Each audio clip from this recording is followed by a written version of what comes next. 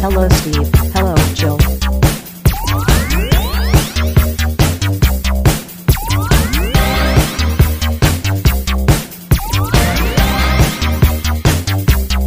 It's time to game classy.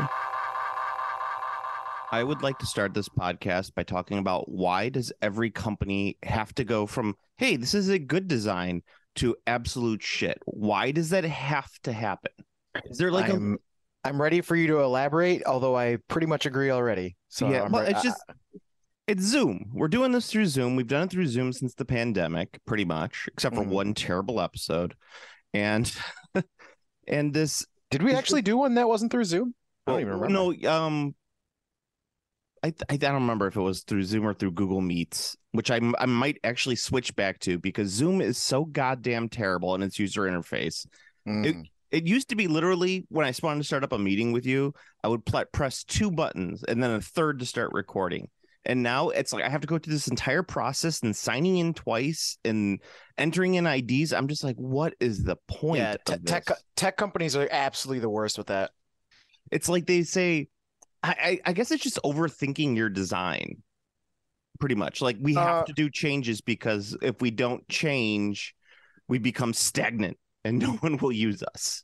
Right. It's a completely incorrect pattern of thinking, but also, it's capitalism, bro. Like, yeah, it's really all it is. Because it's like you can't have a solved program because that means that you can't have exponential infinite growth if your program is solved. So they always have to be tinkering with shit, even though like you can essentially have a perfectly functioning program, but rather than adding a feature, they fuck with existing features instead. Like YouTube does it all the time. Like it's just like they recently removed the ability to sort by date. So now looking up, trying to watch older. So like, for example, like I want to watch some live streams, right? I'm watching a playthrough. Let's just say I'm watching a playthrough of some game. Mm-hmm. Well, you used to be able to just go, okay, bring up the live stream archive and then sort by date and go like, I want to sort by the oldest. So I'm going to look at their oldest video. I want to see episodes of Hibachi Yubushi from 1962. Sure, whatever. But I want to look at it in chronological order, starting from the oldest to newest. Yeah. You just can't do that anymore. They just removed it. It's just gone. It's just gone. Now you can only see if you go to the live thing, instead of being able to sort by date, now you get two. There's recently uploaded, which is in chronological order from newest to oldest, which that's annoying that I can't just tell it to show me the fucking opposite. And the other is popular, which is just a random thing of what has the most views out of their archive. It's just so fucking annoying because I was watching a playthrough of Earthbound, and now it's like a fucking pain in the ass for me to go through and find the episodes because it's like a 2-year-old video on the channel I was watching, so now it's like a fucking nightmare to find it. Are you watching it just so you can know somewhere out there, Pat, it gets really upset that you're watching this video on Earthbound? I'm watching. You don't even have to tell him; he just feels it in his soul. I'm watching it because it's simple Japanese, so it's really good practice. But yeah, the Pat being upset that Earthbound exists is a bonus. It's definitely a bonus, which I never really understood. Yeah, it's just I can't fathom it at this point in my life why you would change something so bad. But it's like, yeah, the with the YouTube stuff, it's the same thing. You know what I want to see? I want to go back and I want to be able to in the future find my grandchildren and their friends and then find out who their grandparents were. And if they were at the January 6th riot, I want to show them that their grandparents were at the January 6th riot. And I want it to be easily accessible for me as an old person. Because one of the great things that I've realized about social media, at least, or not the internet, social media, YouTube, Facebook, whatever, is that at some point, just in history in general, yes, your ancestors were all shitty people, right? Everyone's a shitty person, yeah. Yes. We just make that assumption, though. I don't have necessary proof that my great-great-great-great-grandfather Giuseppe, actually his name was Luigi, was a piece of shit. But I mean, I would just assume their circumstances. I mean, they're just circumstances. Like he's an Italian guy from like 1860. I'm sure he was like, I don't like the Southern French. Yeah, I mean, that's to say, like, no, there's no real proof, nor is there like a metric. Like people are as good or as bad as their circumstances. But it's a logical assumption. Now, yeah, it's very logical. However, if the internet maintains its memory throughout, the next 50 years, there will be actual proof that your ancestors were pieces of shit. That's right? True. So we'll see though. AI image generation will probably render the internet just useless for most things, except porn. I mean, it'll be great for that because now I can just spontaneously generate as much Shadow the Hedgehog foot fetish porn as I want. Well, no, I'm waiting for myself to generate myself as porn. So it's just like, I'm like, can I masturbate to this? But besides that point, but you get to see, like, I get to show, like, hey, little Jay Brayson, because that'll probably be a name in the future. I like it. Here's a video of your grandfather talking about how he doesn't like Jewish people. He's sitting in a truck with sunglasses on and a goatee. And then the plot twist, Jabrayson goes, "What's a Jewish person?" Ooh. All right. Welcome to Game Classy. I'm your host, Joe, the one who I was going to complain anyway. And with me is my co-host, Steve. Slapchop Steve. Slapchop Steve, who loves the slapchop for some. You're just doing it to annoy me, though. I've never used it, so I see no reason. To me, contrast is easy enough, so I don't need to make it easier. Yeah, I think I don't know. Do you want me to get into Slapchop again? I don't want to get into Slapchop again. No, I only really thought of it because of the very humorous meme that Angel Baker posted from the Onion, the Tabletop Inquirer. Yeah, Tabletop Inquirer. the Slapchop perfectly highlights the mold lines you didn't clean in assembly. I mean, let's just be honest. If you're using Slapchop on a figure you actually care about, you don't actually care about that figure. You probably right. I mean, people use that to get their shit done for tournaments. That's what it's for. It's to get their fucking brand new 2,000 point top tier army that they just bought ready for a tournament. Like it's a means to an end. It's not an excellent method of painting. Yes, it's a means to an end. It's to get your armies three colors and base as fast as you possibly can and get it on the table so you can play, because you're an army flipper, because you're going to swap to the next best army when the next top tier army comes out. Do you think that people like so Slapchop, I don't think it actually exists out in the wild. I'm sure there's people who've tried it, but I'm wondering, Steve, now stay with me on this one. All right, I'm ready. What if Slapchop just becomes a thing, is just a thing, because most Games Workshop enthusiasts just like watching videos of people painting as opposed to actually painting themselves, because it gives them a false sense of completion. So it's like they want the good chemicals that come with finishing a project, but they don't actually want to attempt to start the project. So what they do instead is watch the video, and then they get sort of good chemicals from watching the person complete the project. Is that a interesting thing? I don't know. Maybe. I would be boldest to say that is probably some number of thing, but I wouldn't say it's universal. No, I wouldn't say there's definitely at least one dude out there who is doing that exact thing. I know. He's got a pile of stuff in boxes next to his computer that he occasionally glances at when he goes and resumes watching the most recent insert whatever painting video. Yeah, like, I mean, you know what I should make? I should make a VR video of me painting a figure. And so people can watch the video in VR of me painting, so we'll release the chemicals without them actually having to paint. I think you might be onto something there. Release the good chemicals. That's what I would say. You might be onto something there.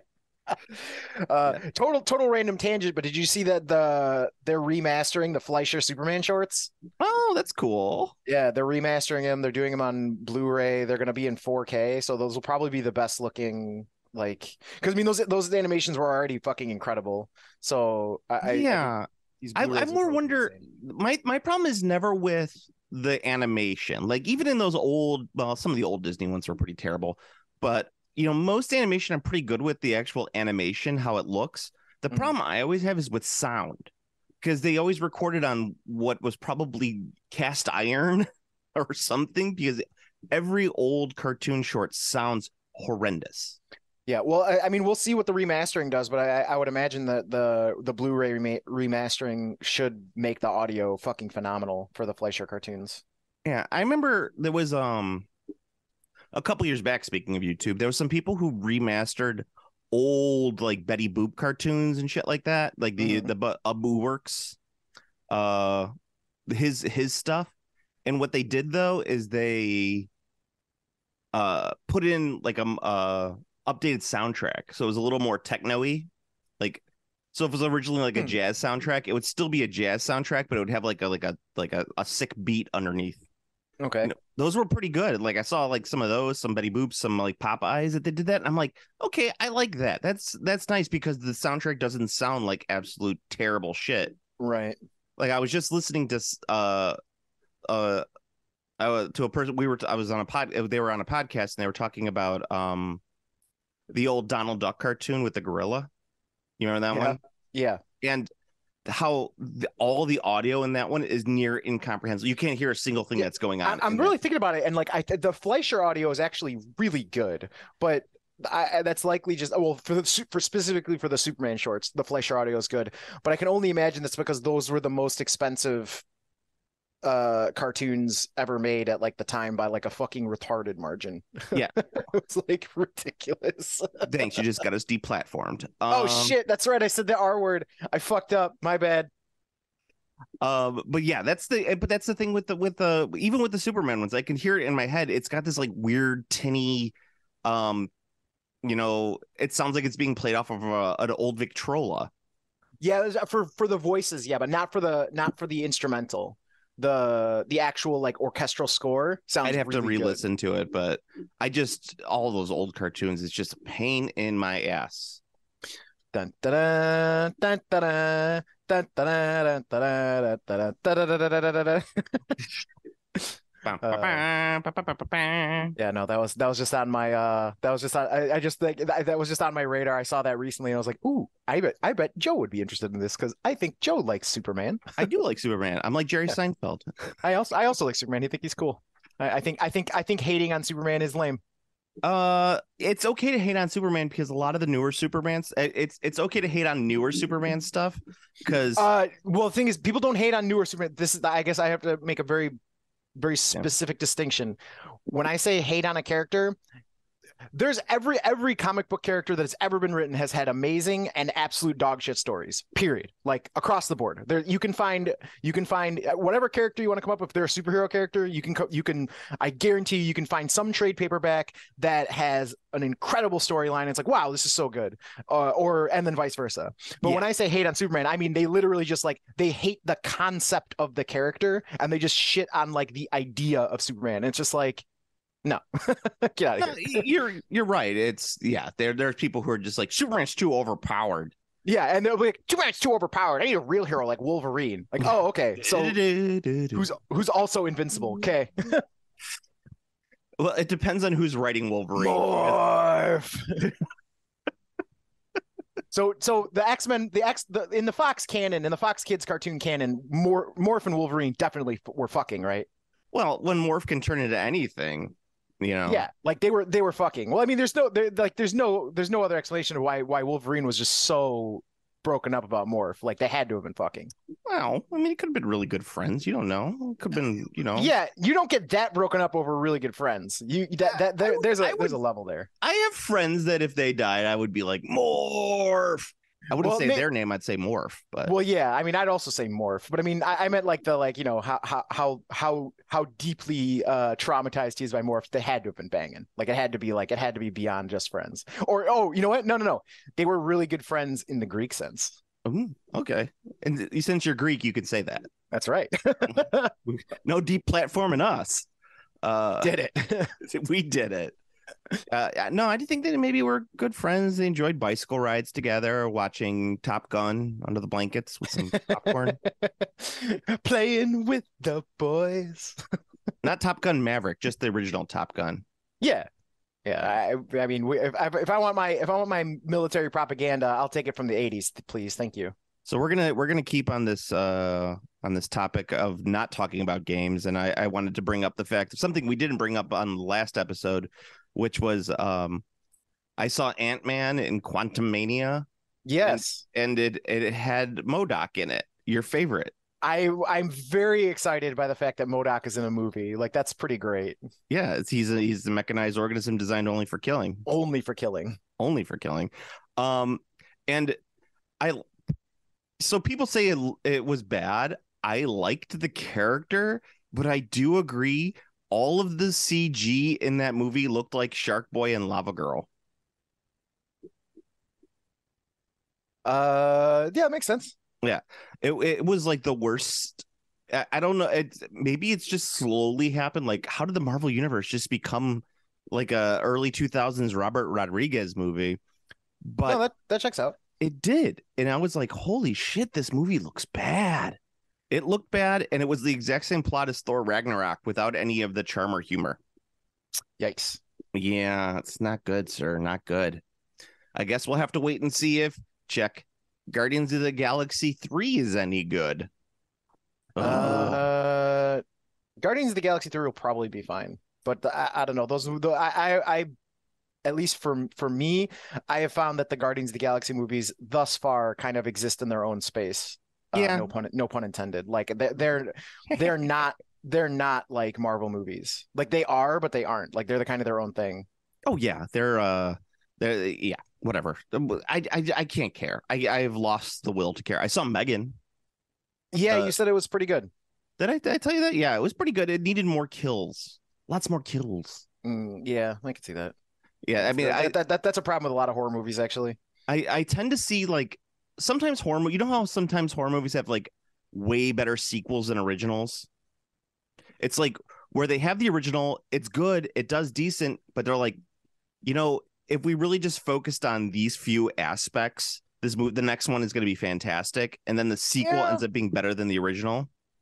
Yeah, no, I could definitely say I think that happens a lot more with horror than any other genre. Oh no, absolutely, because horror, they kind of figure out what worked in the movie and then they exploit it. And then they do. I mean, perfect example is actually then there's also the ones where like the first one is excellent and then the sequel is even better, like Friday the 13th. Yeah, that's Friday the 13th. That's what I'm saying is like Friday the 13th, Nightmare on Elm Street. Mm-hmm. No, the original Halloween is probably the best in all honesty. Yeah, the original series. I mean, Halloween. The original is really good. I personally really like Season of the Witch, but that doesn't count.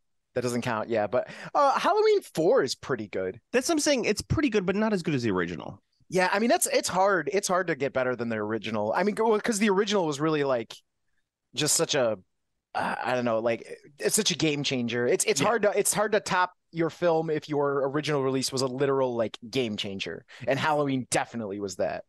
Yeah, so there's a couple movies where the sequel just outshines the original. It doesn't happen all the time, but I could see that being with Megan. Is that I can easily write this script too, but it just needs more. It's like, oh, they find the CPU from the original doll and they put it in another doll. Like they put it in a sex doll, and now the sex doll named Megan goes off and kills people. Like you could literally make a fantastic movie out of that. See it, Megan.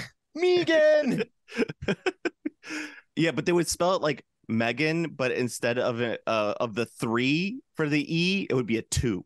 So it's like I say because they started with the 3 because it's M3GAN. Yeah. I think for the sequel you'd have to do MEG4N because it's the next number up and it's sliding it in there. I think just putting in a random 2 M3G2N. That would work. Or I mean, you could always just go with it's technology, so you can always just go with the Megan 2.0. Yes, you can. Yeah, the Megan 2.0. That's exactly how it would probably actually be. But they could put it in like they're like, okay, so we tried this originally with like a kid's doll, and that was great. But what I think we really need is we need to put it in a sex doll. because the entire time I'm watching Megan, it's me and Kevin from Comic Book Logic. We're watching Megan. We were saying like the running joke is like people would explain it like, oh, it's a living doll, blah blah blah blah blah blah blah. And we can't stress this enough. Don't put your dick in it. It's a child. Like just don't even think about it. Don't ask the question. Like every time there's a question about it, like, does anybody have any questions? And it's like people raise their hands, and it's not about putting your dick in the doll. Yeah, and it's not about fucking the doll. All the hands go down. Yeah. Please put your hands down. I like it. Yes. But I mean, like, so have the second one actually be about a sex doll, and it like some what's the word I'm looking for? Some incel who's like this is their chance at love, buys Megan, the new Megan, but whatever. They already made Ex Machina. They did make Ex. It's like it would be Ex Machina, but nowhere near as serious. It'd be like really campy and silly with the sex doll killing people. Are you there? Hello, can you hear me now? Oh yeah, what is something happening there? My mic came a little loose, so I had to adjust I had to plug it back in basically. No, I was saying it's Ex Machina plus Her, that movie with Joaquin Phoenix. Joaquin. Isn't it Joaquin? Joaquin. Is it Joaquin? Yeah. Joaquin. Yeah. Like, do you remember that like brief period of time where everyone thought he was losing his mind, and then it turned out it was like a fucking like troll job for some movie to promote? Yeah, of course. Yeah. I think it was I'm Not There. I don't remember what the name of the movie was, but yeah, he was weird on that one. But yes, the Megan, I give it a thumbs up. All right, that's good. I'd maybe give it, I think I said out of 4 stars, I'd give it maybe like 2.5, 3, but it's on the low end, probably closer to 2.5. Mm-hmm. And yeah, but it's a good fun watch. It's really slow, and there's not enough there's not as many kills as you want there to be. Yeah, that's a problem. And you watch the unrated one because the rated R version, not the PG-13 one. The rated R version is yeah, it's much better. Well, yeah, I mean, definitely. So I know we should be talking about some game stuff. I have one game thing that's actually kind of cool. Yeah, go ahead. Starfinder Enhanced. So it's a brand new rule book. So basically, I mean, you could consider this like, it's not called Starfinder 2.0, but I mean, it is Starfinder 2.0. So it's got revised rules for all the core classes, a new system for classes and starship combat. There's new class features, blah blah blah, the usual kind of shit. But one of the things that's pretty exciting about it is that it's only 192 pages, which is which is very impressive for a Paizo book. What's this called? Starfinder what? Starfinder Enhanced. Yeah, 192 pages, which is phenomenal. Hardcover, and it's only $45. Oh, well, that's interesting. So it's kind of like a quick start rule book. It is literally a new rule book. Like it is what the Starfinder core book is going to be now. Because I said it's got 12. Like it is the new edition essentially of Starfinder. So it's pretty exciting. It still has feats though, so I mean it's still going to be lots of crunch because it is still a Paizo game. Yeah. So that's what people play Paizo for at this point, is the crunch. Right. Yeah. If you're playing Paizo, you're playing it for the crunch. Yeah. That's what they should say. That should be their tagline.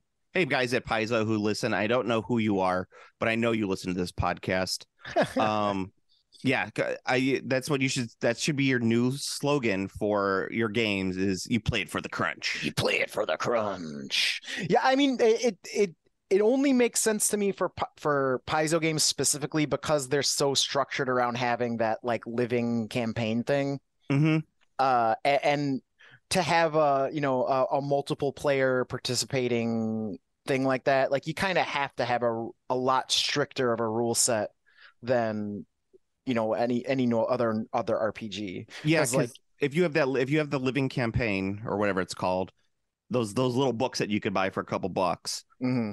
and you can and you play through it, they're designed for people specifically using those feats at that level. Right, exactly. So like you can't really have a lot of like, hand wave it, like stuff that you normally do at your tabletop, like hand waving things. Like you can't do that if you're running in part of the living campaign, which is like, I mean, it's fine. I played in some of the Pathfinder ones, and like they're really cool. Like I really like those. Like they're really neat. That was one of the fun things I did at Gen Con, was like I played in a bunch of those Pathfinder like living session things. I walked in, got a new character, and then ran him through every scenario that they had. It was pretty cool. Like I was like, oh, that's kind of neat. And like I can see why like you're not supposed to hand wave or like adjust the rules at all, because it's like all the stuff is like the encounters are very tightly written. Yeah. I mean, listen, I have grown to understand why people's love of Pathfinder and Paizo style games.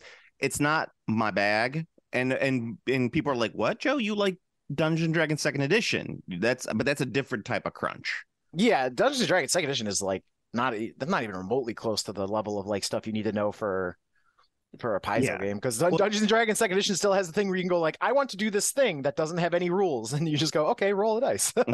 yeah, pretty much. I always say like D&D 2E is more crunchy on the DM side, while 3E and Paizo is more crunchy on the player side. Yeah, I think that sounds accurate. I mean, there's plenty of crunch on the DM side as well. It's just a crunchy game overall. Yeah. And by crunch we mean complicated, in case anybody was wondering. I think everybody knows crunch at this point. And you think about it, but I always think about it. I have to think about it in terms of, there are a few people who, let's say in terms of people who play D&D 5th. Like, they have no idea about anything gaming wise. They play D&D 5th. I guess but they might listen to this podcast because they're like, I really like the cut of Steve and Joe's jib. So I have cut my jib. Yeah. Well, I keep it nice and trim. But we have to say, like, what does crunch mean? Crunch just means complicated, but it's complicated in a easy to understand way. It's just that you keep all the complications in your head, so it comes out looking easier than it actually is. Mm-hmm.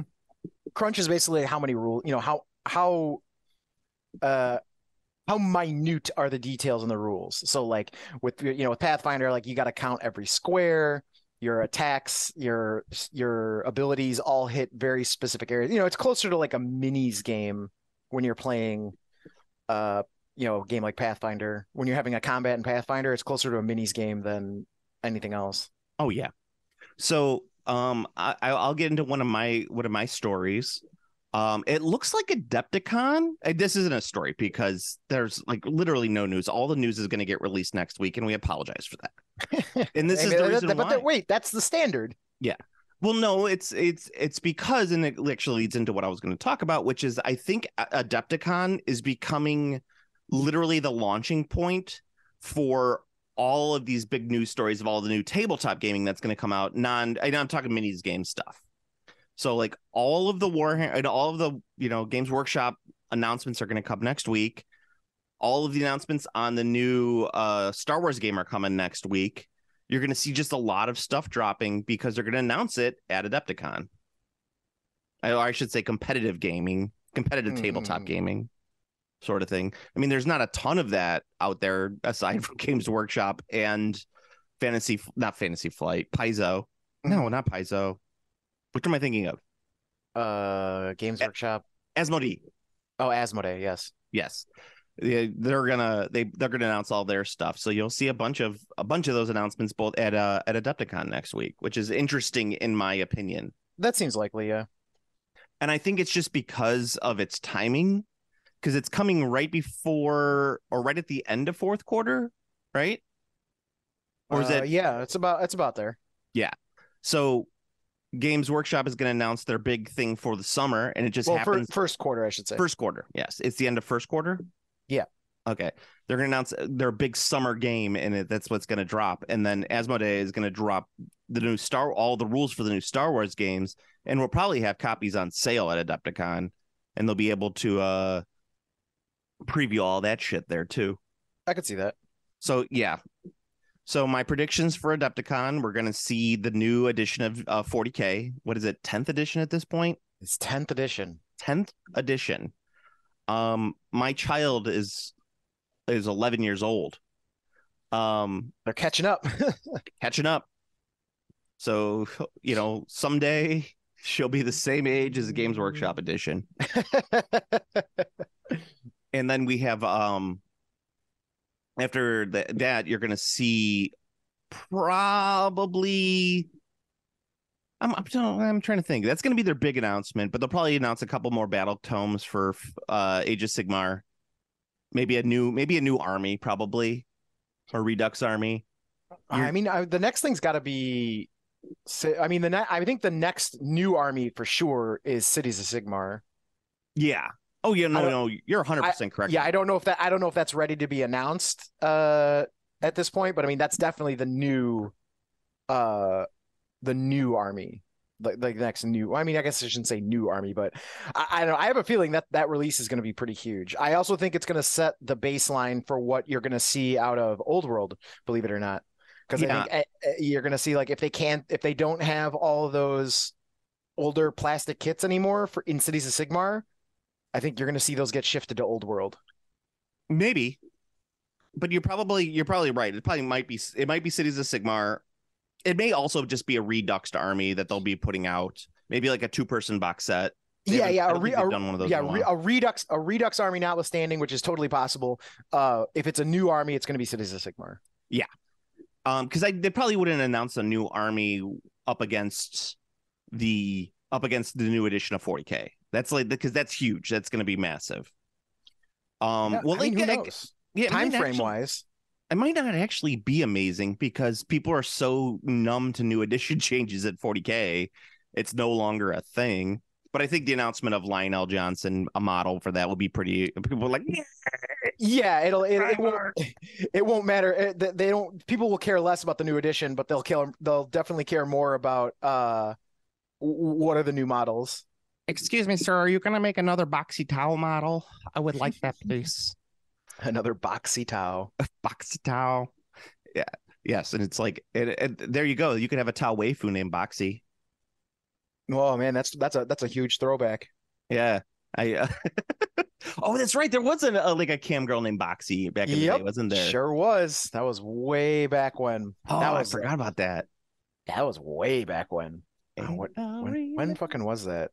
Fuck, man. I was like 2009. I don't know. Yeah, dude, that was like fucking way old. And then that's like that's what you're gonna get there, and then you're probably gonna get the new Star Wars thing, whatever it's called. Shitter Point. Yes, I was trying to think of the poop pun that we had come up with for it. Yes. And I couldn't remember off the top of my head. It's Shitter Point. Shitter Point. And they need and someone I think on our forum was saying that they're going to go to a system that's relatively similar to Arena Rex. So that's interesting. Definitely interesting to hear. I mean, Arena Rex is a good system, so it's a decent. If you're gonna copy a system, you could do far worse than Arena Rex. Yeah, we just don't want our Arena Rex guys, having to sue over copyright. I guess you can't sue game mechanics, but yeah, you can't sue game mechanics. Yeah, but I mean, we can use a Molotov cocktail. That's true. I'm just pointing that out there. Yeah, I mean, in Minecraft. Yes, in Minecraft. I'm just excited I get to buy another scale Boba Fett figure. That's what I'm excited about.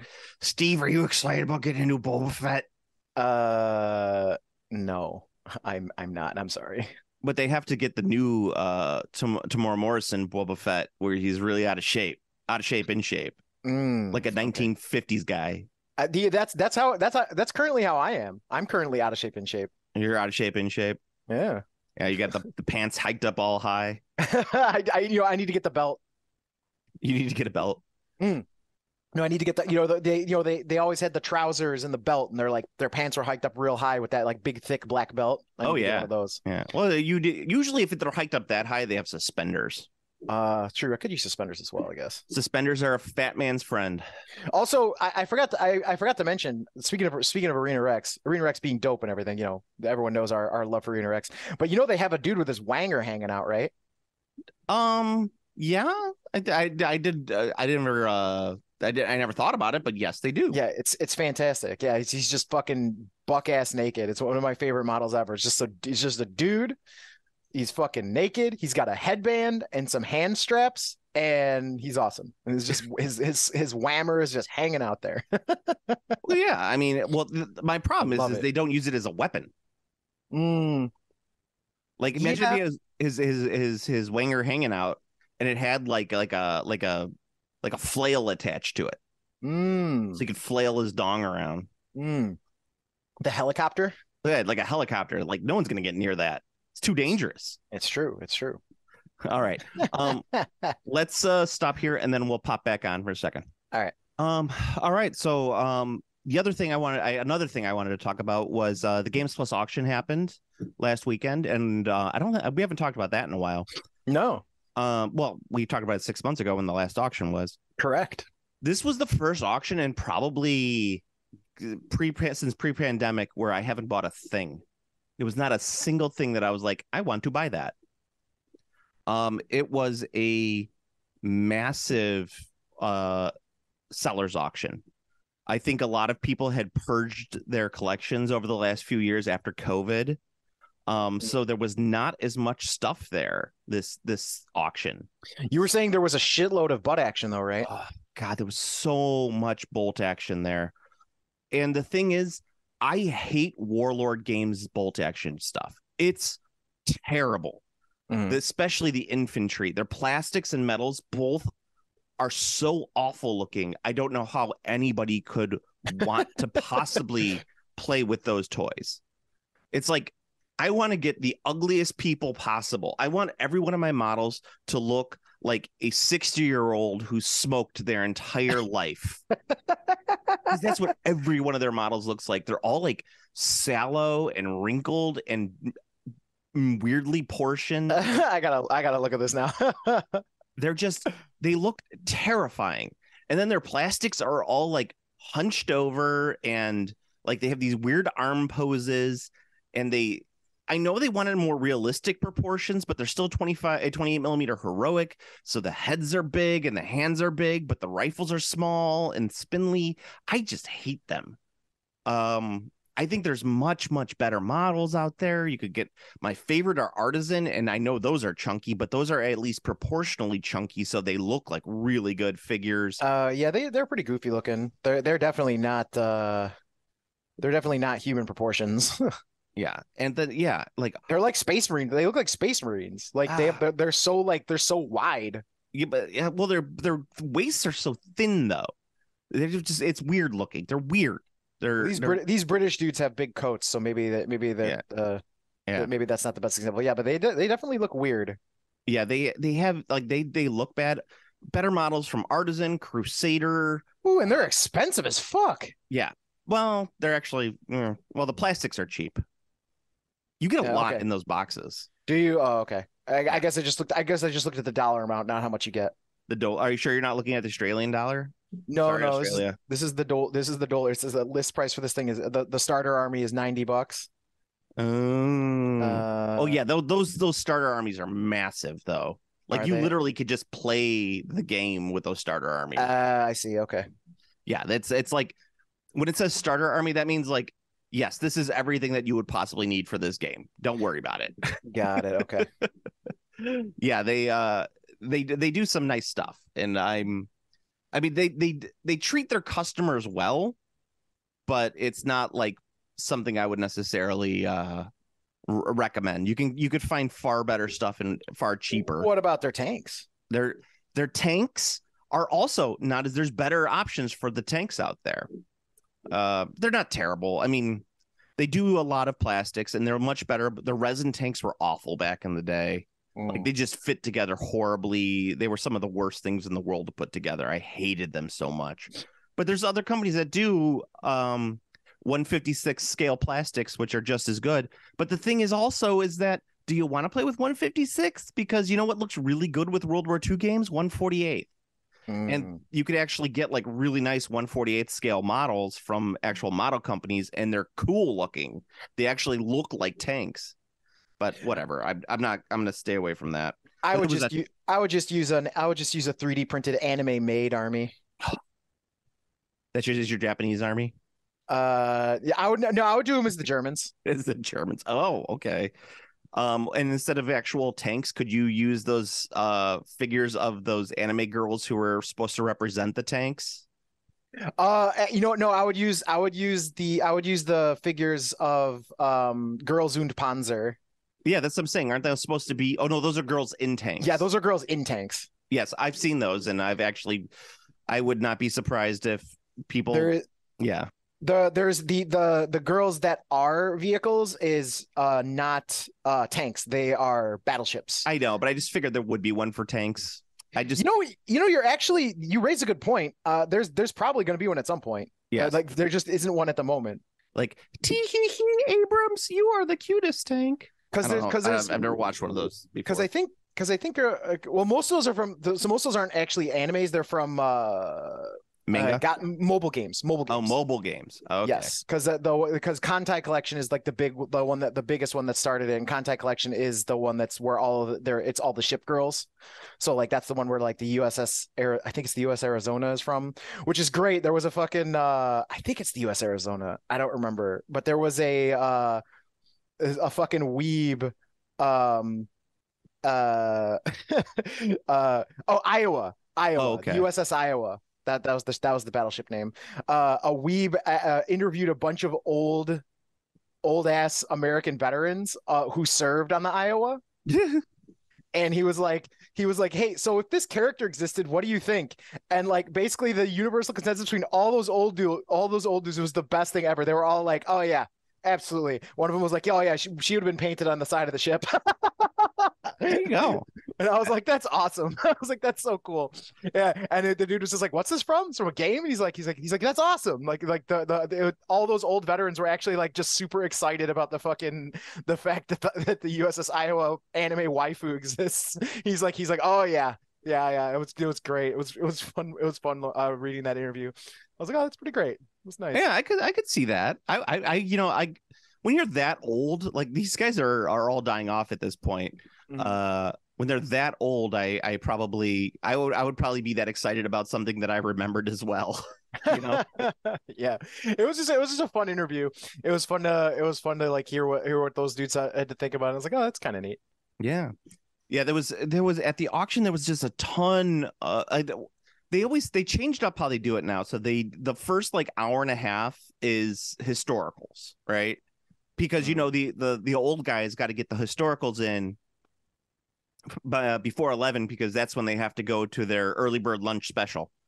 So that you got to hit the Ponderosa. Here it is. It's a guy who worked at this dude actually worked at the Iowa, like he worked at the ship. And he says Kantai Collection's version got universal praise, and even the most non-weeb of the group agreed that had the Kantai Collection existed when the ship was in service, her image would have been plastered all over the vessel. Yeah. I guarantee you there is someone serving in the U.S. Navy right now that has waifued his ship.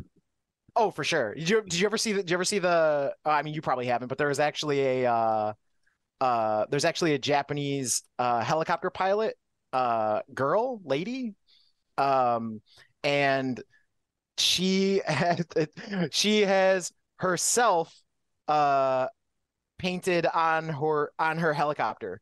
Oh, there you go. She's an Air Force pilot, and she has her on. I'm gonna post this in the general chat of the Discord, but okay. Like she has her painted on her own vehicle. It's pretty great. She's in I think she's an anti-tank helicopter, but the entire squad has themselves painted on anime versions of themselves painted on their helicopters. It's pretty great. Okay, but here's the thing though. You're no longer allowed to talk about you've used up all your anime time on this podcast. That's right. That was the last I had. That was the last you have on that one. Yeah, and the auction was relatively sparse. There was not a ton of stuff there. So everyone who was, bidding on it, like if they wanted to go home with something, they were paying some high prices on some of those stuff. This was the first time, Steve, in probably years that I did not have anything returned to me at the end of the auction. Yeah. And the stuff I put in, I was expecting maybe $200 for it all, and it ended up going for like $350, something like that. So that was a very nice surprise. I went out and I bought some pre-painted terrain for myself. I finally broke down. I was like, you know what I want? I want some of those Battlefield in a Box corners for like sci-fi. Oh, I And like those. those are that's the thing is like normally I see terrain and I'm just like, ugh, I could probably do something better myself. But it's like you look at those, you're like, they're only $30 and it's a really nice piece. I might as well just buy it. Mm-hmm. And I have the credits, so I bought a bunch of those. So I have some for my sci-fi table now. Nice. Yes. I'm a big fan of the Battlefield in the Box product. I think it's very, very handy. Yeah, it's all gorgeous. I don't think I've ever seen a piece of theirs that I haven't been like, yeah, I could probably do that better. Yeah, no, Battlefield boxes like they're definitely one of the better like I guess I should just say they're the best like terrain. Like you don't have to do anything. They come right out of the thing. They're inexpensive. They look nice. They're functional. Yeah, I'm a fan. Oh, I was looking at my notes, and I'm sorry about this. We're back to Adepticon. Two other games. I know one other game is getting a huge announcement at Adepticon, and it's Final Girls' new edition is coming out. Oh, nice. Yeah, and have we talked about Final Girls on the podcast? We did, and we said that they stole our idea. Wait, because in Final Girls though, you play the final girl, you don't play the villain. Oh, right. Okay. Yeah. No. Yeah. Our idea was the opposite. Yeah, our idea was the opposite. Where you play the killer, and you have to try and defeat the final girl. Yeah, it's kind of like Zombicide, but you're the killer, and you're trying to outkill the other killers with the girls. Yes. Oh man, we would get so much trouble if we actually released a game like that. I know it's like in good fun, and like the people who get the concept would be like, oh, this is all in good fun. But man, people who don't understand would be so mad. Nah, it's a horror movie game. No one would give a shit. Maybe. I don't know. I feel like some mom's group would probably be very upset with us. Well, yeah, they're upset about everything. That's true. It doesn't matter what it is, they're upset. Yeah. And if you try to explain like the hypocrisy of why they're upset, that would just get them more upset. Yeah, if it's not about Jesus and rice crackers, they're upset about it. Or living, laughing, and loving. Yeah, and appreciating nurses. Thanking a nurse today. Oh, well, it's thanking a nurse today and then being proud of your police officer husband. That's right. So that's the two things. That's right. Or contractor husband. His hands look like this, so mine can look like this. Yeah. You know, I there's an interesting factoid about police officer husbands. If you Google 40% of police, you'll find out very interesting information. Yeah. Reported. Reported. Yes. The yeah. I'm just gonna keep my mouth shut on that one. Rich Colombian coffee. Delicioso. Yes, so Final Girls is going to get their release on at Adepticon, the new release. And I like the concept. I may give it a try with the game group. There's another one that I was going to look at Adepticon because someone I know really likes the game, and it's like a God. I wish I had the name of it off the top of my head, but it's like a moon based game, like a fight on the moon, like Americans versus communists on the moon. Have you heard about this game? I have not heard about that, but that sounds hilarious. It's like a pulp game, but yeah, that's got to be tongue in cheek as fuck. Maybe just like that movie with the Nazis on the moon, Iron Sky, I think it was called. No, these guys are actual but they're in 1980s astronaut outfits or 1960s and 70s astronaut outfits with the big dome helmet, and like it literally looks like a straight up sculpt of an astronaut from the 1970s, let's say. Nice, that's awesome. On the moon, and they got like pistols and they're shooting at each other. That's awesome. Yeah, I want to give it a look. I want to give it a playthrough. It looks interesting. But I don't know for sure. I know Final Girls is the one that I know fairly well is going to get released on there. Yeah.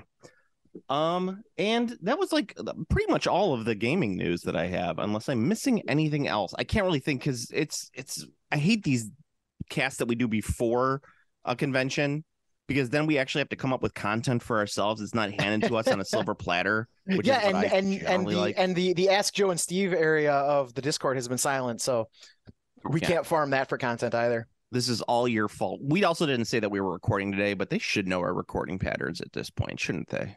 Yeah, maybe. Maybe. I don't fucking know. Yeah. So, I mean, there we go. You know what? Actually, we got one. An Apex Legends board game is coming to Kickstarter. Okay. Why? I have no fucking idea. That does not like. I'm not against video game adaptations to board games, like as like a principle. I'm not against that, but like Apex Legends, how the fuck is that going to be a fucking board game? Like, get out of here! Like, converting FPS games to board games just doesn't fucking work. Like, is Apex Legends an FPS game? Yeah, it's a what the fuck? It's a battle royale. Yeah, I was gonna say I don't. It's a battle royale. You start with it's teams of 3. You drive. I mean, the game's actually pretty cool. If I was in my early 20s, I'd probably be playing it a lot. But I'm a fucking old ass man, and I can't compete with these kids. Yeah. When you said FPS, I think of like a straight FPS, like standard. I don't think battle royale. Like you gotta tell me battle royale. I don't know these things, Steve. Yeah. So, well, I mean, the FPS genre has shifted away from games like Doom. Doom would work as a board game. Doom, I think probably is numerous board games. Actually, yes. I was gonna say, as I was saying that, I was like, oh wait, they did do a Doom board game, and it was very good. Was it? Because I seem to remember it. Most people were like, I don't like this game. Well, there were multiple ones. So the updated version was good. The second edition version was good. The one that was based on, so there was one that used the cover art from Doom 3. Yes. That was the one that people did not like. Okay.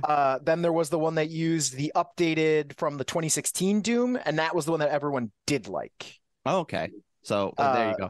Yes, that was the one that was good. Which one was the minis heavy one? Was that the one? I don't remember. I think they're probably both minis heavy. Yes, there were a lot more minis in the newer version, the 2016 one. Yeah, of course, because that's what you have to do is you have to cram as many minis as possible into your game. It actually had it had an acceptable number of miniatures. It was not like Bloodborne or what the fuck is the other one, Darkest Dungeon, or any of the ones that had like an absolute fuckload of models. Because I mean, like, for example, like the basic goon enemies are the imps, and I think there were 8 in the box. So like, it just looks like a dungeon crawl. So yeah, exactly, and that's why it worked, because Doom translates to a dungeon crawl scenario very well. Because I mean, that's basically what. Yeah, that's basically what it is. Yeah, you're dungeon crawling with machine guns essentially. But yeah, how are you going to convert Apex into a fucking board game? That just sounds like it'll be shitty. It just doesn't sound like it'll be fun. Well, yeah, well, that's actually describes most board games at this point. That's true. Board games do kind of suck. Yeah, I've like there's the glut of board games. It makes the anti-consumerist inside of me just cringe. Like, there's so fucking many of them. I mean, seriously, and it's just like, how do people keep up with this every week? These things just keep coming out and coming out and coming out. You know how they keep up with it? They buy it, they put it on a shelf, and never open it. That's how they keep up with it. Yeah. I mean, and the thing is that every other game is just a constant reskin of a system. I just want to, like, how many systems are there? It's like, how many stories are there? There's like 3 stories: man versus self, man versus nature, and man versus God, something like that, right? And it's like, there's how many engines on board games are there actually? There's probably only like 3 engines, and we just haven't even realized it at this point. Mm-hmm. Yeah. I mean, there's the thing about board games now is that they are all they definitely have an issue where I think board games have kind of like hit a max. Not a max, but like they stagnated. Like, board games are just like, it's like the same game that looks different over and over and over. Like, like, remember, like, I think the heyday of like board game innovation was probably like the 90s, because the 90s had like the really, like, there was so like basically, like, you could talk about everyone's favorite board game probably came from the fucking 90s, like, just across the board. Like, right now, if you have a favorite board game, either it is literally from the 90s or it's based on a game from the 90s. I would put money down for most people that's the case. But like, the 90s had, like, Omega Virus, Atmosphere, Catan came out in the 90s. I'm pretty sure the OG Quest to Mount Doom came out in the 90s for Lord of the Rings. a Twilight Imperium, I think, came out in the 90s. I mean, I wouldn't be surprised. There was a ton of that's when all the good games that you remember that came out. Now they're just all reskins. Right. Yeah. And the problem is they've all fallen into that, like, it's really because of Kickstarter, because like game developers have seen what is successful on Kickstarter, so they're just making copies of what's successful on Kickstarter. I mean, you're probably right. You're very probably right. I mean, every game has to have tiles. It has to have shit ton of tiles or a big ass board, an absolute fuckload of figures, shit ton of cards, gubbins, tokens, and like and it can't be less than like a fucking $200. It can't be less than $5,000. Yeah, exactly. It's so, I don't know, like I'm kind of over, like I do like the concept of a lot of board games, but like I don't want, like, if I'm gonna play a board game that involves a fuck ton of miniatures, I'm playing Cursed City. City, yeah. I mean, because I mean, if I'm gonna play one that involves a fuck ton of miniatures anyway, I'm gonna get one that lets me do double duty, because I can use those Cursed City figures to play Age of Sigmar too. That's very true. And Cursed City is very good, except for the fact that none of the expansions had any sort of fucking minis in them, which they should have. The expansions are a nightmare. Like, because I mean, like, I was like, I want the expansions, but like, I don't like buying them is difficult, because it's like, oh, that's right, I have to buy the expansion and then also figure out which individual figures I need to purchase to get the expansion. Like, if they wanted to, I know why they did it that way, the way they did it, but they really should have released 2 SKUs. Yeah, really exactly. They should have released a box version that's how they released it now, where it's just like, yep, it's just the box, no minis. But then they also should have released a plus minis version. Yeah, where you could have saved a whole $2. I don't even care about the savings. I'm literally just talking about like getting what I need to use the fucking expansion. Yeah.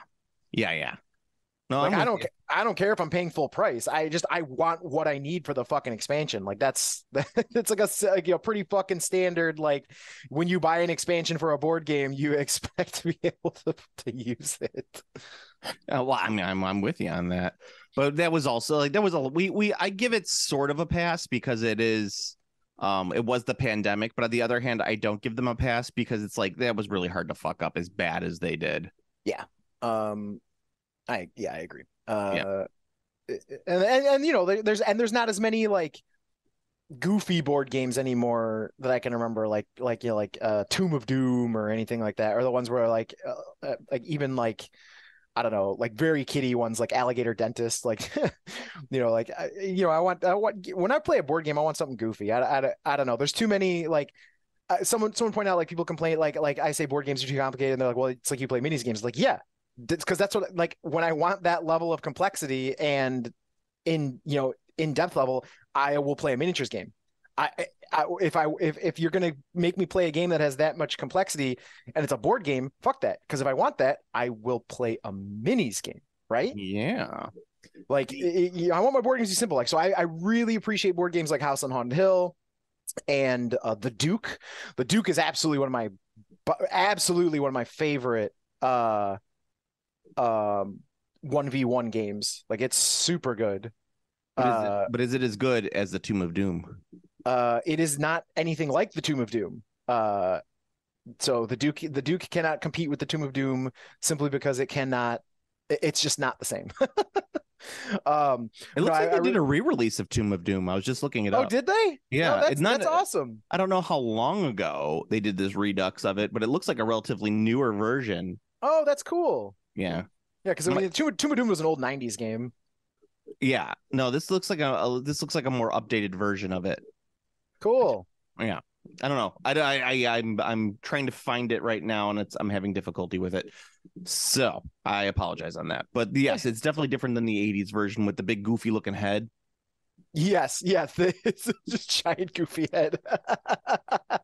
I don't know. I mean, I kind of just long for going back to, like, when the median price for a board game was $50, that's kind of like that's where I want to be. Like when it comes to like those games, and I mean, it doesn't even have to be board game. It could be a card game, like whatever, like a boxed game. Like I want a median price of $50. Although I've heard a lot of good. Speaking of boxed games, I've actually heard a decent amount of buzz about Kamigami Battles, which is from Japanime Games, but that they just somewhat recently released a Cthulhu expansion. Steve, you're borderlining. I gave you your anime time. This is a board game. This is exactly part of our. You watch it though, because you stray into anime. Cut me off. Hey, Kamigami Battles. There's a box set that's fucking Cthulhu versus Azathoth. Oh, that's neat. Yeah, it is. It is really cool. Was that like a card game? It sounds like a card game. It's a card game, but it's not a CCG. Okay. Yeah. I was gonna say it's probably like It's a box card game. Just a box card game, yeah. Which I'm a huge fan of box card games. I really like box card games. I actually might pick this game up. Looks pretty fun. Maybe we should find the Star Wars Decipher CCG, but 2-player starter box set with Hoth. Oh man, that box set was actually pretty fun. Anyway, but yes, yeah, I agree with you. I think that if board games were closer to $50, I'd probably be more willing to pick them up regularly. But the thing is that most of like the new hotness board games that do pop up, like the games that people are like, you have to play this game, are generally not that expensive. They don't go to the expensive side. The super expensive ones are usually the ones that die the quickest. Yeah, I mean and it's also hard to like. It's hard to separate them from like what's a hot Kickstarter game versus a hot board game, because like I mean right now the general release board game that I can think of that's the hottest right now is definitely Hero Quest. Oh really? Yeah. Oh, Hero Quest is huge. That Hero Quest re-release is a smash hit, absolute smash hit. Oh, that's cool. Yeah, it's a huge hit. I mean, and for what it's worth, that game is not beyond like that game is not ludicrously priced. It's $100 on Amazon. Yeah. So like, you're good. I mean, like I said, I mean, I've stated before, had they not done the World of Warcraft aesthetic for the miniatures, I probably would have bought that game. I would be there with you.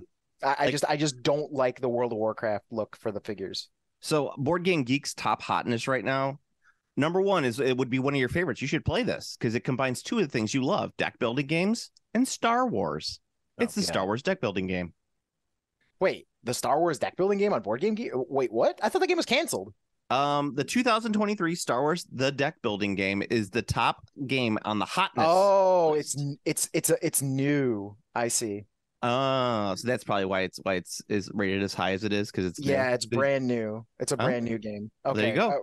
When you said it, I immediately thought of the LCG, not a deck building. Oh God, no! The LCG was canceled years and years and years ago, right? That's what I was saying. I was like, wait, that game's like fucking been gone forever.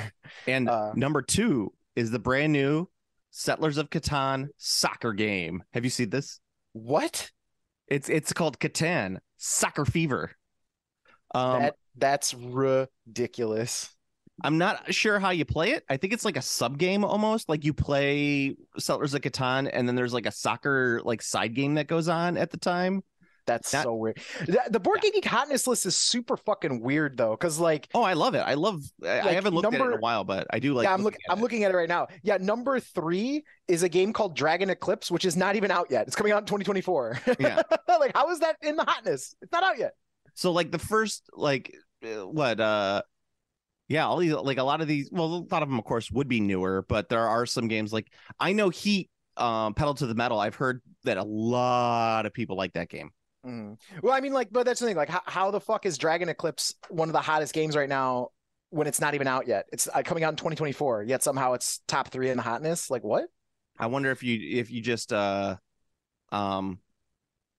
the word I'm looking for? If that's like I mean, I'm wondering how they get on the hot list. Yeah, I'm wondering how the hot list is generated. That's what I guess I spent a lot of words trying to say that. Like, how is this generated? Because like, how is a game that's not out until next year that like I'm looking at, like I'm trying to find pictures. I can't even find a picture of the game. Like if you look up Dragon Eclipse, the only thing I can see is a box and one figure. There's nothing else that's described. There's no pictures of the board. There's no pictures of anything beyond one figure and the fact that it's a game called Dragon Eclipse. So how is this number 3? Like Frosthaven at least makes sense because Frosthaven's now delivering the Kickstart. Like I believe Frosthaven's showing up to people now, so like that at least makes sense. Dune Imperium is on there, which is cool. Oh yeah. Well, and here's another thing. And while you were talking about this, I was like, wait, didn't there used to be a geek list for like the top rated games? And it's not on there anymore.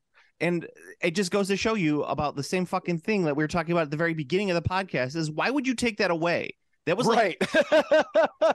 Like I required that. I wanted to know like the ratings of these games. Like that's what I want to see. Like what are the top rated games? And of course that's not there. They have like hot recent bookmarks and like they have create new ones. So let's see. Oh, this is just me creating my own fucking list. Whatever. Ooh, your own. Yeah.